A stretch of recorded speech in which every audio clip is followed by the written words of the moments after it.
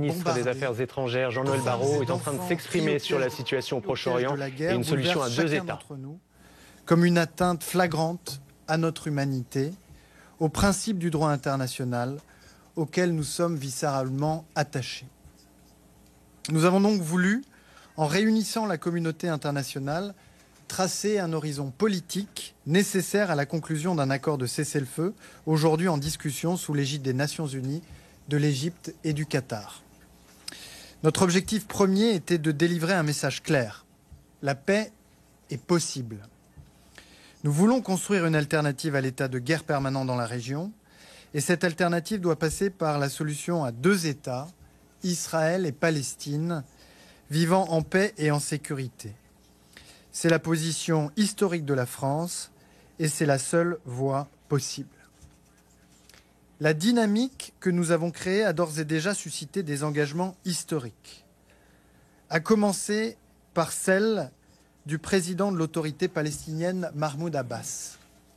Par sa lettre du 9 juin, le président Abbas s'est mobilisé résolument en faveur de la paix en condamnant les attaques terroristes du 7 octobre pour la première fois, en appelant à la libération des otages, au désarmement du Hamas et à son exclusion de la gouvernance de Gaza.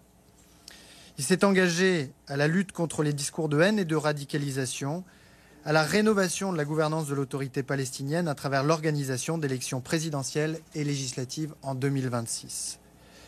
Nous tiendrons bien sûr l'autorité palestinienne comptable de ces engagements qui viennent s'ajouter à ceux de la société civile israélienne, la société civile palestinienne qui se sont réunis à Paris le 13 juin dans le cadre de cette démarche que nous avons portée avec l'Arabie saoudite et qui ont lancé d'une même voix l'appel de Paris à la normalisation des pays arabes et musulmans avec Israël, leur intégration commune dans une architecture régionale de sécurité et à la reconnaissance de l'État de Palestine.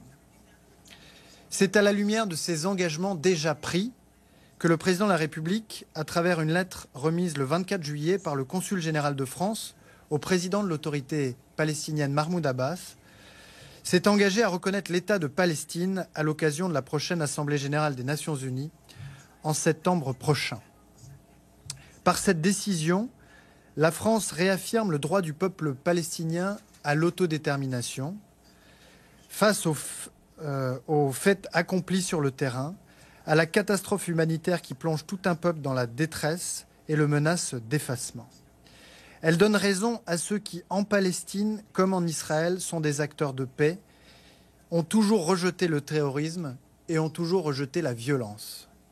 Elle donne tort au Hamas, qui a toujours combattu la solution à deux États et ne reconnaît pas le droit d'Israël à exister. En retour de cette décision capitale de la France, des engagements historiques seront cristallisés aujourd'hui et demain à New York. Et je voudrais en citer trois en particulier.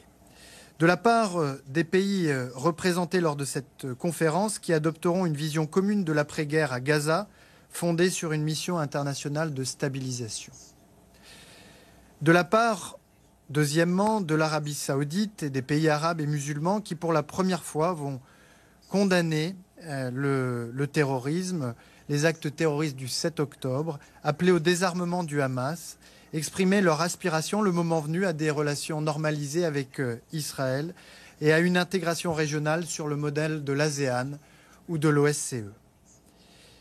Et puis de la part, troisièmement, des pays occidentaux qui vont exprimer leur volonté de reconnaître l'État de Palestine et apporter ainsi leur pierre à l'édifice de la paix.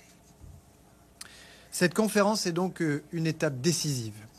Une étape décisive sur le chemin qui mène, bien sûr, jusqu'à l'émergence de cette solution à deux États, qui mène jusqu'à l'Assemblée générale des Nations unies au mois de septembre, au cours de laquelle la France formalisera, par la voix du président de la République, sa décision de reconnaissance, et où nous comptons sur la mobilisation collective qui devra se poursuivre avant qu'il ne soit trop tard.